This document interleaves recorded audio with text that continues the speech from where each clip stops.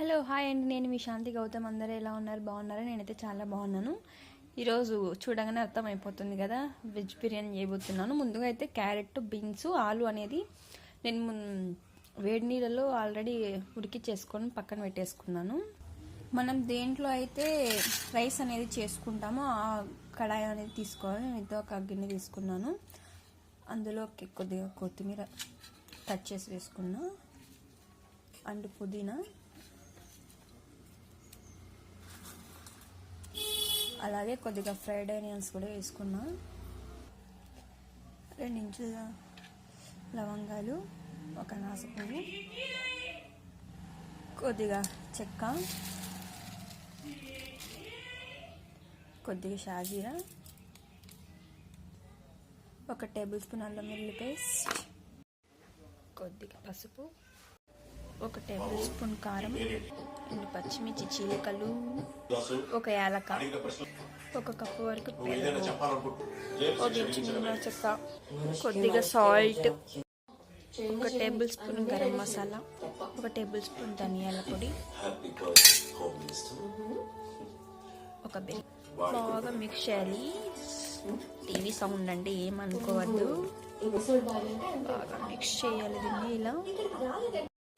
ఇందులోకి కొద్దిగా షాజీరా, 2 ఇంచుల చెక్క, 1 అనాస పువ్వు, 2 లవంగాలు బాగా తెల్లనివ్వాలి వాటర్ని,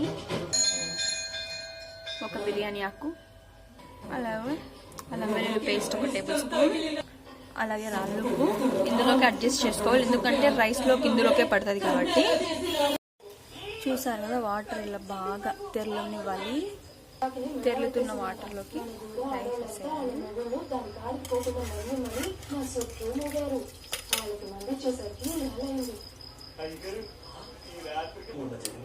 70% వరకు రైస్ ఉడికింది. దీన్ని ఒక లేయర్గా వేసుకోవాలి.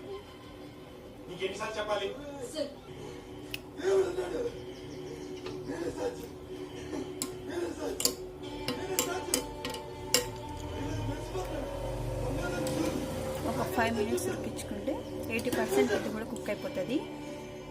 మిగతా 80% కూడా కుక్ అయింది. ఇంకొక 2 మినిట్స్ అలా ఉడికించుకుంటే ఇది కూడా 90% కుక్ అయిపోతుంది.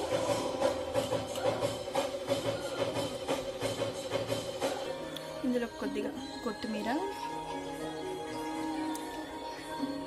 అలాగే గుప్పెడు పుదీనా, అలాగే ఫ్రైడ్ ఆనియన్స్, రైస్లో ఉడికించుకున్న కొద్దిగా వాటర్, అలాగే కొద్దిగా కలర్ రావడానికి కొద్దిగా పసుపు, నెయ్యి వేసుకున్నాను నేనైతేనా. అది మీరు ఆప్షనల్ అండి. మీడియం ఫ్లేమ్లో ఒక 7 మినిట్స్, హై ఫ్లేమ్లో ఒక 5 మినిట్స్ అండి దీన్ని మగ్గించుకోవాలి. సౌండ్స్ వస్తున్నాయి ఏం అనుకోవద్దండి. సో ఇలా గట్టిగా మూత పెట్టేస్తాను. దీని మీద ఏదైనా బరువు పెట్టాలి, దమ్ అనేది పక్కకు పోకుండా. చూసారు కదా, ఫైనల్గా ఇలా కుక్ అయిపోయింది.